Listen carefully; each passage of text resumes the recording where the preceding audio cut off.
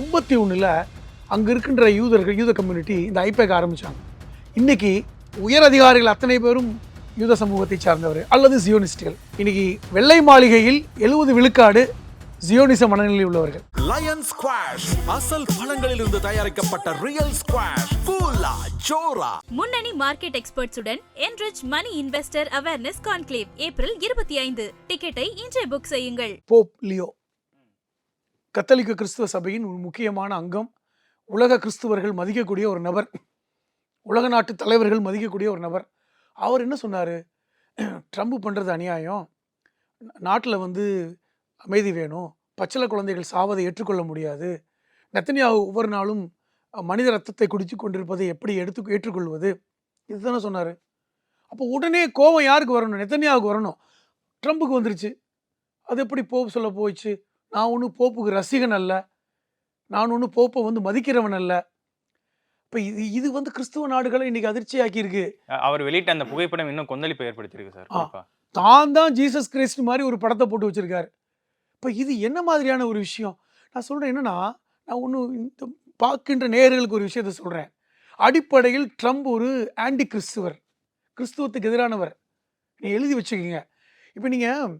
இப்போ யூதர்கள் என்று சொல்லக்கூடியவர்கள் இருக்காங்கல்ல இஸ்ரேலில்.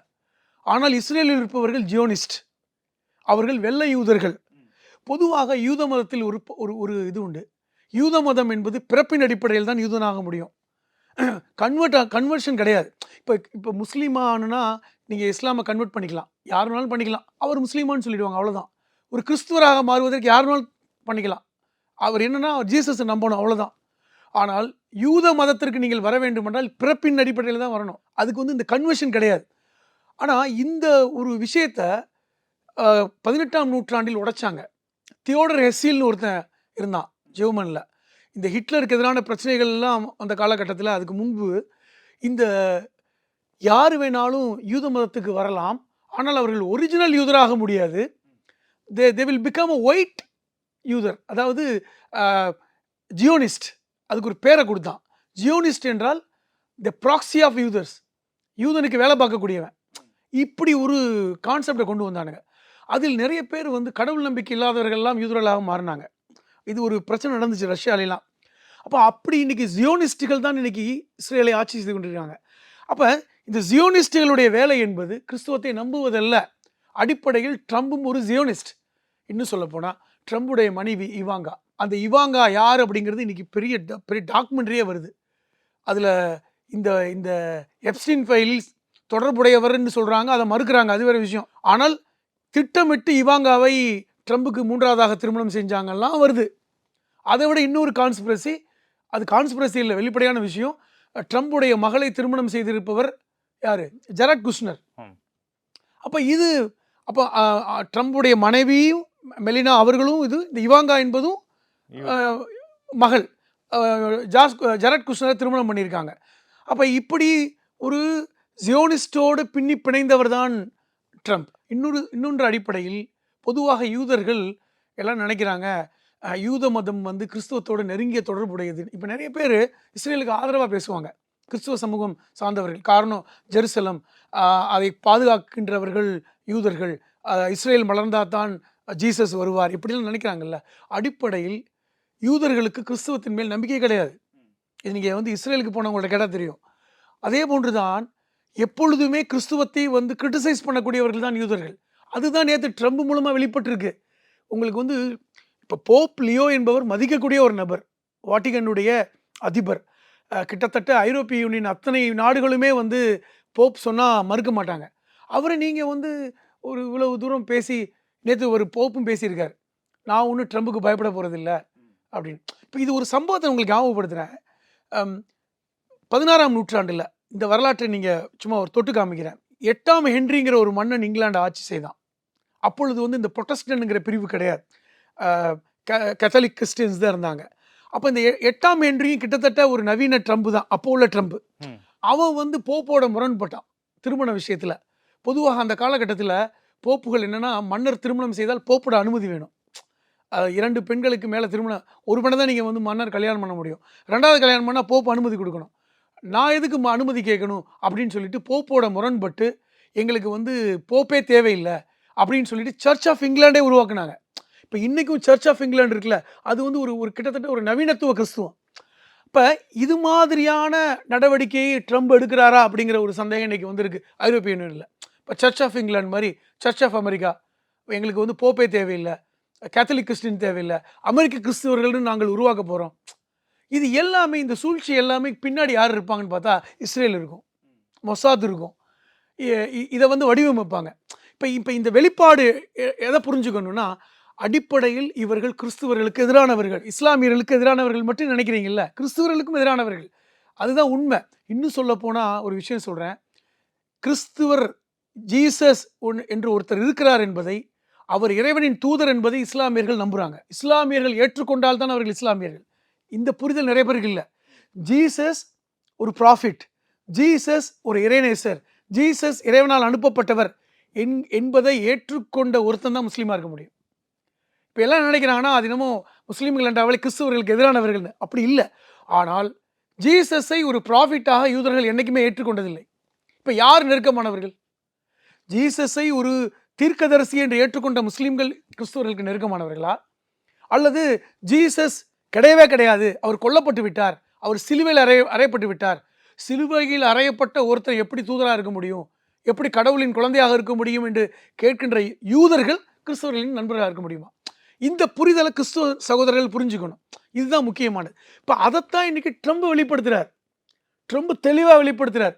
ஏன்னா அவருக்கு வந்து தன்னை கிறிஸ்துவன் என்று ஒரு படத்தை போட்டு நான் தான் ஜீசஸ் என்று சொல்கிறாருன்னா, அப்போ எந்த அளவுக்கு அது ஜீசஸ் வெறுப்பு?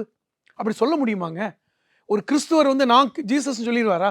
ஒரு முஸ்லீம் வந்து நான் தான் கிறிஸ்துவர்னு ஜீசஸ்ன்னு சொல்லிடுவாரா? அப்போ இப்படி வந்து தன்னை பிரபண்டப்படுத்தக்கூடிய ஒரு நபராக இன்னைக்கு வந்து ஒரு ஆன்டி கிறிஸ்டாக இருக்கிறார் ட்ரம்ப். அப்படிங்கிறத நான் சொல்லலை, இன்னைக்கு ஐரோப்பிய யூனியனை சார்ந்த நாடுகள் பேசுகின்றன. இப்போ நீங்கள் பிரேசில், பிரிக்ஸில் முக்கியமான அங்கம் பிரேசில். இன்னைக்கு வந்து அமெரிக்க ஏகாதிபத்தியத்தை தீவிரமாக எதிர்க்கின்ற நாடுகளில் ஒன்று பிரேசில். ஸ்பெயின் மாதிரி அந்த அந்த பிரேசிலோட அதிபர் நேற்று கொடுத்த ஒரு பேட்டி, அவர் சொல்கிறார், நெத்தன்யாவுக்கு தினமும் வந்து ரத்தம் குடிக்கணுமா, தினமும் வந்து மாமிச உணவை சாப்பிடணுமா, தினமும் சின்ன குழந்தைங்க ரத்தத்தை குடிக்கணுமா? இப்படிப்பட்டவர்களை எப்படி உலகம் பார்த்து கொண்டிருக்கிறது? இது வந்து அநீதி தானங்க. எந்த பாருங்க, உலகத்தில் எந்த நாட்டு குழந்தைகளும் குழந்தைகள் தான். அது வந்து குழந்தைகள் கொல்லப்படுவதை யாரும் ஏற்றுக்கொள்ளவே முடியாது. அப்போ ஒரு 128 குழந்தைகள் கொல்லப்பட்டிருக்காங்க, பள்ளிக்கூடம் எரிக்கப்பட்டிருக்கு, அந்த ஏவுகணை மூலமாக தாக்குதல் நடத்தி அது வந்து துல்லியமான தாக்குதல் நடத்தப்பட்டிருக்கு அப்படின்னு சொல்வது என்பது, அதை செய்தவர்கள் இந்த கப்பற்படை அதிகாரிகள் என்று ஈரான் அந்த படத்தையும் காமிக்கிறாங்க. இந்த கப்பல்ல இருந்தால் ஏவுகணை வந்துச்சுன்னு சொல்கிறாங்க. அப்போ இது எப்படிப்பட்ட ஒரு சர்வதேச குற்றம்? இப்போ இதுக்கு பின்னாடி உலக நாடுகள் திரள வேணாமா என்று பிரேசில் அதிபர் கேட்குறார். இப்போ இதுதான் நிகழ்வு. இப்போ இன்னைக்கு ஐரோப்பிய யூனியன் தெளிவான ஒரு விஷயத்தை இன்றைக்கி உலகத்துக்கு சொல்லிட்டாங்க. 2ஆம் உலகப் போருக்கு பின்பு 75 ஆண்டுகளாக நேட்டோவுடைய நண்பனாக இருந்த அமெரிக்கா இன்றைக்கி தனிமைப்படுத்தப்பட்டிருக்கிறது. எங்களுக்கு அமெரிக்கா தேவையில்லை, அமெரிக்கா தேவையில்லைன்னு முதல்ல அவங்க எடுக்கலை. ட்ரம்ப் தேவையில்லை, ஒருவேளை நாளை ஒரு சிறந்த ஆட்சியாளர் வரலாம், அப்போ பார்த்துக்கலாம், இப்போ எங்களுக்கு தேவையில்லை. 2வது, இஸ்ரேலுக்கு இவர்கள் ஏன் இப்படி செய்யணும்? இஸ்ரேல் இப்போ அமெரிக்காவுக்கு ஈரானுக்கு என்ன வாய்க்கா தவறாரா? பக்கத்து வீட்டு பிரச்சனையா? 12,000 கிலோமீட்டர் தூரத்தில் இருக்குங்க. அமெரிக்காவுக்கும் ஈரானுக்கும் இடையில அந்த டிஸ்டன்ஸ், தூரம் என்பது 12,000 கிலோமீட்டர். 12,000 கிலோமீட்டர் தூரத்தில் இருக்கிற ஒரு நாடு மேலே இவ்வளோ வன்மம் எதுக்கு நான் கேட்குறேன். ஹார்மோஸை திறக்கணுன்றீங்கல்ல, ஹார்மோஸை மூடியா வச்சுருந்தாங்க? அது பாட்டுக்கு அந்த பக்கம் கப்பல் போயிட்டு வந்துட்டு இருந்தது. இத்தனை காலம் ஹார்மோஸை மூடி வச்சுருந்தாங்களா? ஹார்மோஸுக்கு வரி போட்டாங்களா? ஹார்மோஸுக்கு டோல்கேட் போட்டு வசூல் பண்ணாங்களா? இப்போ யாரால் இன்றைக்கி ஆபத்து? இப்போ இதனால் இனி ஒரு கப்பலுக்கு வந்து $20 மில்லியன் பே பண்ணுன்னு சொல்கிறான். இப்போ யாருனால நஷ்டம்? அமெரிக்காவினால எல்லா நாட்டுக்கும் நஷ்டம். இப்போ ஒரு கிட்டத்தட்ட ஒரு 20 கோடி ரூபாய் நெருக்கி நீ வந்து நாம் ஒரு கப்பலுக்கு கொடுத்தோம்னா அது யார் தலையில் விடியும்? அது எரிபொருள் சாமானிய மக்கள் தலையில் விடியும். இப்போ இந்த இடத்துக்கு நகர்த்தியது யார்? இப்போ இன்றைக்கும் இங்கிலாந்துடைய பிரதமர் ஸ்டார்மர் சொல்கின்ற ஒரே ஒரு விஷயம் என்ன தெரியுமா? ரொம்ப விரும்பி ட்ரம்புக்கு சொல்கிறார், அமெரிக்கா வாயை மூடிக்கிட்டு இருந்தாவே நாங்கள் பிரச்சனையை தீர்த்துருவோம், ஒன்றுமே செய்ய தேவையில்லை, நீ போரும் செய்ய வேண்டாம், போர் நிறுத்தமும் நடக்க வேண்டாம், நீ பேச்சுவார்த்தைக்கும் வர வேண்டாம், நீ ஆணியே பிடுங்க வேண்டாம், நீ ஒரு இடத்துல இரு, நாங்கள் பேசிக்கிறோம், நாங்கள் பேசி சமாதானப்படுத்திக்கிறோம், நாங்கள் சொன்னால் ஈரான் திறந்து விட்டுரும், அதை வரியோட போட மாட்டாங்க, அவங்களுக்கு ஒரு காம்பன்சேஷன் நாங்களே சேர்த்து கொடுத்துட்றோம், நீ அதையும் கொடுக்க வேண்டாம். இத்தனை நாடுகள் இருக்கும், ஐரோப்பிய யூனியனில் 27 நாடுகள் இருக்குது, அது போக ரஷ்யா சைனா இருக்குது, எல்லாரும் சேர்ந்து இந்தியா உட்பட நாங்கள் ஏதாவது ஒரு காம்பன்சேஷன் கொடுத்துட்டு அவங்கள சரி பண்ணுறோம், நீ வராத, இஸ்ரேலை தனிமைப்படுத்து. இப்போ இதுக்கு உடன்பட மாட்டேன்னு ஒருத்தர் அடம் பிடிக்கிறார் என்றால், இப்போ இது வந்து ஒரு இந்த வாதம் இதை எப்படி எடுத்துக்கிறது? சார் இதை தாண்டி வந்து இப்ப ஈரானோட தூதர் அவர் சொல்லியிருந்தார், இந்தியா வந்து எங்களுக்கு நட்பு நாடு தான், எங்களுடைய முக்கிய 5 நட்பு நாடுகளுக்குள்ள இந்தியாவை நாங்க வச்சிருக்கோம். இந்தியாவுக்கு வரக்கூடிய எண்ணெய் கப்பல்களுக்கு நாங்க எந்த ஒரு கட்டணமும் வசூலிக்க போறதில்ல, வசூலிக்கிற எங்களுக்கு அந்த திட்டமும் இல்லை அப்படின்னு சொல்லியிருக்காங்க. ஸோ இந்தியா ரஷ்யா இந்த உறவு வந்து எப்படி சார் இருக்கு? இது இந்த போரால ஏதாச்சும் பாதிப்பு அடைஞ்சிருக்கா, இல்ல எப்படி சார் போயிட்டு இருக்கு? அதாவது நீங்கள் பிரிக்ஸை தான் நான் திருப்பி கொண்டு வரணும். பிரிக்ஸில் முக்கியமான நாடு Brazil, Russia, China, India, south Africa. இதுதான் முக்கியமான நாடு. இவங்க தான் பிரிக்ஸ் ஆரம்பித்தாங்க. இந்த 5 நாடுகளுமே என்னென்னா அமெரிக்கா ஏகாதிபத்தியை எதிர்த்தது, அதில் நம்மளும் சேர்ந்துக்கிட்டோம் முக்கியமாக. இப்போ இதில் ஈரானும் இருக்குது. அப்போ ரஷ்யாவோடு நமக்கான நட்பு என்பது சும்மா ஏனாதான நட்பு அல்ல, அது கிட்டத்தட்ட ஒரு 100 ஆண்டு கால நட்பு. சோவியத் யூனியனாக இருந்த போதே நம்ம நட்பு இருக்குது. அது வந்து ஒரு அந்யோன்யமான நட்பு, நம்ம வந்து ஒரு எதிர்பார்த்த நட்பு இல்லை. ஆனால் அமெரிக்காவோட நமக்கு இருக்க நட்பு ஒரு வியாபார நட்பு தான், அது எல்லாருக்குமே தெரியும். அது வந்து ஒரு இந்த பிரச்சனை வந்தபோது இந்தியாவுக்கு எதிராக வந்து இந்த வரி விதிப்பை கொண்டு வந்தபோது அமெரிக்காவுடைய செனட்டர் ஒருத்தர் சொன்னார், எவ்வளோ நுணுக்கமாக கடந்த 40 வருஷமாக நம்ம இந்தியாவோட ஒரு நட்பை நம்ம புதுப்பிச்சிருக்கோம், அதை இந்த ஆள் ஸ்பாயில் பண்ணுறாரு அப்படின்னு சொன்னார். எவ்வளோ தூரம் நம்ம வந்து அதை கட்டி காப்பாற்றணும். இன்னும் சொல்லப்போனால் பிரதமராக இருக்கின்ற மோடி அவர்கள் அமெரிக்காவோட இன்னும் நெருக்கம் தான் காமிக்கிறார். மன்மோகன் சிங் காலத்தில் கூட இவ்வளோ நெருக்கம் இல்லை. அப்போ இப்படி வந்து இருந்த நட்பை இன்றைக்கி கொச்சப்படுத்துகிறாருன்னு. அப்போ ரஷ்யாவோட நட்பு என்பது நம்பகத்தன்மை உள்ள நட்பு. நம்ம சைனாவை வந்து நம்ம அப்படி பார்க்கல, ஏன்னா நம்ம சைனாவோட நமக்கு சில முரண்பாடுகள் இருக்குது, எல்லை பிரச்சனை இருக்குது. ஆனால் நம்ம 2 பேருக்கு இடையில ரஷ்யா வந்து எப்போ இருக்கிறதுனால அது ஒரு பேலன்ஸ் பண்ணிக்கிட்டு இருக்கோம். ஆனால் இந்த பிரிக்ஸ் வந்ததுக்கப்புறம் சொல்லப்போனால் நம்ம சைனாவோட அதிபர் கூட நம்ம மகாபலிபுரத்தில் வந்து சந்தித்த அந்த காலகட்டத்திலிருந்து பார்த்திங்கன்னா கொஞ்சம் நெருக்கம் காமிச்சோம். இன்றைக்கி பிரிக்ஸோட அந்த நெருக்கம் என்பது நம்ம என்ன பார்க்குறோன்னா அமெரிக்காவை விட பிரிக்ஸ் நம்பலாம் அப்படிங்கிற இடத்துக்கு நகர்ந்துருக்கோம். இப்போ இது ரொம்ப முக்கியமானது. இப்போ இன்றைக்கும் இவ்வளோ பிரச்சனை, ரஷ்யாவோட நம்ம எண்ணெய் வாங்குவதில் சிக்கல் இருந்தது. அமெரிக்காவே வந்து நீங்கள் வாங்கிக்க பரவாயில்ல, 40 நாள் டைம் தரேன் இப்படி சொன்னதெல்லாம் வந்து ரஷ்யா பெருசாக கண்டுக்கல. அவன் அப்படி தான் சொல்லுவாங்க, ஆனால் இந்தியா அப்படி அல்ல அப்படின்னு நினச்சதுனால நம்ம இன்றைக்கி வரைக்கும் அது ரொம்ப ஹார்டாக நம்ம வந்து அந்த ரிலேஷன்ஷிப் வந்து ரொம்ப ஹார்ட் கிடையாது, ஒரு ஒரு ஒரு ஒரு சுமூகமான ரிலேஷன்ஷிப். அதே மாதிரி தான் ஈரானுடைய அதிபர் அயதுல்லா அலி கமேனி சொன்னது முக்கியமானது. எங்களுக்கும் இந்தியாவுக்குமான கலாச்சார உறவு என்பது ரொம்ப பழமையானது. பாரசீகமாக இருந்த காலத்துல ஒரு விஷயம் சொல்கிறேங்க, நம்ம அடிப்படையில் வந்து ஈரானை ஆதரிக்கணும் அப்படிங்கிறதுக்கு இஸ்லாம் வந்து 7ஆம் நூற்றாண்டில் வந்தது இல்லையா, அதுக்கு முன்னாடி இஸ்லாம் கிடையாது. ஈரானில் கடவுள் நம்பிக்கை என்பது நெருப்பை வணங்கினாங்க. இப்போ நெருப்பை வணங்குவது யாருடைய வழக்கம்? இங்க தமிழர்கள், இந்திய சமூகத்துடைய வழக்கம், குறிப்பாக ஆரிய சமூகத்துடைய வழக்கமே என்பது நெருப்பை வணங்கக்கூடியது. நம்மளும் படிச்சிருக்கோம், ஆரியர்கள் மத்திய ஆசியாவிலிருந்து வந்தவர்கள், அடிப்படையில் ஈரானியர்கள். அப்போ அந்த ஈரானுக்கும் மத்திய ஆசியாவில் இருக்கின்ற ஈரானுக்கும் இந்தியாவுக்குமான தொடர்பு என்பது அந்த கால கலாச்சார ரீதியானது, ஒரு 3000-4000 வருட பாரம்பரியமானது. அப்போ இதை ஒட்டித்தான் வந்து அயதுல்லா அலி கமேனி சொல்கிறாரு, இந்தியாவுக்கும் ஈரானுக்குமான கலாச்சார உறவு என்பது நீண்ட நெடியது, அது வந்து நாங்கள் மறக்கலை. 2வது, உணவு சம்பந்தப்பட்ட விஷயங்கள் இந்தியாவிலிருந்து ஈரானுக்கு நிறையா செல்லுது, அந்த தொடர்பு இருக்கிறது. மொழி ரீதியாக பாரசீக மொழி என்பது இந்தியோட உருதோட தொடர்புடைய மொழி தான், இந்த மொழி குடும்பம் தான். இப்போ எங்களுக்கு அந்த இருக்கிறது. 2வது, ஈரானுக்கும் இந்தியாவுக்கும் இன்னொரு தொடர்பு, இரண்டுமே பன்முகத்தன்மை கொண்டது. பல மொழிகள் அங்கே பேசுவாங்க, வெறும் பாரசீகம் மட்டும் கிடையாது. அங்கே குர்திஸ்தான் இருக்கிறது, பல மொழி சார்ந்த மக்கள் கலாச்சாரம் ரீதியாக இருக்காங்க. அஜர்பைசான், இது போன்ற நாடுகள் எல்லாமே அது இந்தியாவோட தொடர்புடையது. அப்போ இப்படி தொடர்புடைய நாங்கள் வந்து ஈரானை வந்து நாங்கள் எதிரியாக எப்பவும் பார்க்கல அப்படிங்கிற வார்த்தையை அவர் சொன்னார். இதுதான் உண்மையானதுன்னு நான் நினைக்கிறேன். இப்போ ஈரானுக்கு நம்ம பல்வேறு தடவை உதவி பண்ணியிருக்கோம். நேரு காலத்திலிருந்து நம்ம வந்து ஈரானுக்கு உதவிகளை செஞ்சுருக்கோம். ஈரான் ஈராக் சண்டையில் கூட நம்ம ஈரான் பக்கம் நின்ற வரலாறுலாம் இருக்கிறது. இப்போ இதெல்லாம் நம்ம பார்க்கும்பொழுது நமக்கு ஈரான் என்ன சொல்கிறாங்கன்னா, ஹார்முஸ் வழியாக இந்திய கப்பல்கள் செல்வதை நாங்கள் தடுக்க மாட்டோம். இப்போ ஏன் சொல்கிறாங்க? இப்போ இன்றைக்கி வரைக்கும் இவ்வளோ பிரச்சனை, 40 நாள் யுத்தம், 10 கப்பல்கள் இந்திய கப்பல்கள் ஹார்முஸை தாண்டி சிக்கல் இல்லாமல் இந்தியாவுக்கு வந்துச்சா? நேற்று கூட ஒரு கப்பல் வருது, இவ்வளோ பிரச்சனை இல்லை. காரணம், எங்களுக்கு இந்திய கப்பல்கள், இந்திய கொடியோடு வந்த கப்பல்களை பார்த்தால் நாங்கள் தடுக்க வேண்டாம் என்று எங்களுடைய அதிகாரிகளுக்கு உத்தரவிட்டிருக்கிறோம்.